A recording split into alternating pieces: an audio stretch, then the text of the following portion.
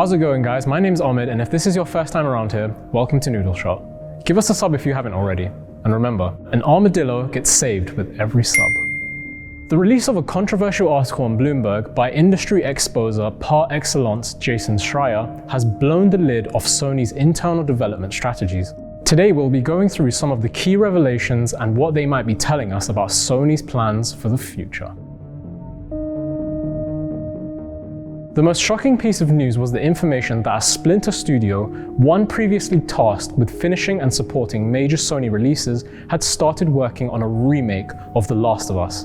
Yes, you heard it right, not another remastered version, but a brand new game. What the f***? After a preview of the game received negative feedback from Sony's management, the project was handed over to Naughty Dog and the smaller studio was absorbed. Re-assimilating and, Assimilating what? just taking on people and putting them into, that's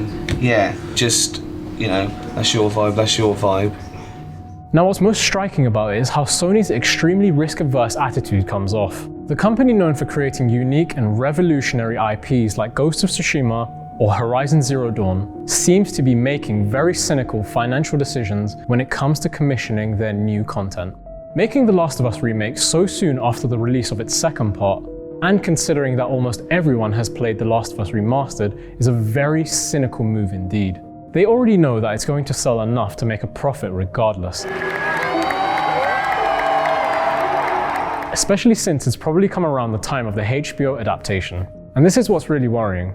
Not even so much about the project in particular, but what it shows about Sony's management's state of mind and the tone of the decision making. They're clearly prioritizing short-term gains instead of investing in a varied portfolio of franchises for their player base. Fans of the series have voiced their contempt for this remake, and let's be honest, the optics are not flattering whatsoever. It appears that Sony is attempting to milk every possible penny out of Joel and Ellie's personal and arguably self-contained story. Why are these all stuck together? I'm just with you.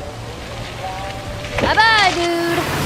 The possibility of ruining the alchemy that made the first game so great is very high, especially looking at Part 2's already mixed reception even though it was developed by the same creative team. The Last of Us Remastered is already f***ing sick right now, running at 60 frames per second on PS5.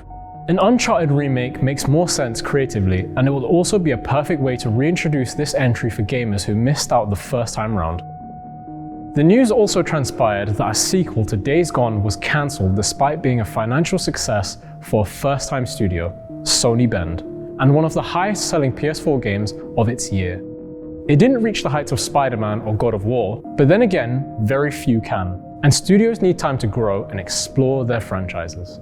An attempt was even made to fold Sony Bend into Naughty Dog to help them with their projects. However, facing a possible mass exodus of talent, Sony instead granted them an opportunity to start a new franchise. This is preferable to an entire studio being absorbed by Naughty Dog, which is not famous for granting great creative freedom to its workers. But why hasn't Sony given Days Gone a fair crack of the whip? Nonetheless, Days Gone's world is worth expanding on, and it is undoubtedly a great effort. Just look at the massive jump in quality the Uncharted franchise went through from Part 1 to Part 2. What we can gather from this expose is that Sony is prioritizing tentpole releases only. They are not giving upcoming or smaller studios a fair chance to grow and reach their full potential. To add insult to injury, Sony disbanded Sony Japan, a studio that contributed to Bloodborne, to focus on Western projects. In their own words, they've abandoned the Japanese market when it comes to games.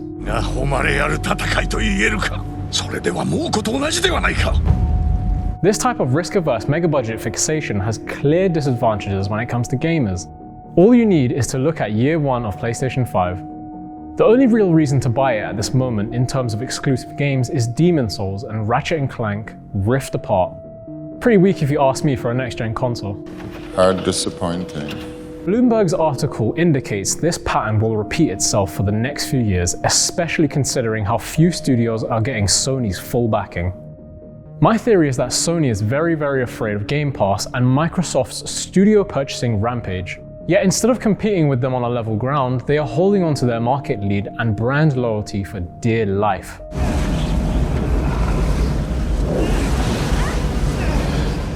They are essentially banking on your love for their key 6 or 7 franchises that will ship once in a generation, hoping that it'll be enough for you to buy a PS5 over anything else.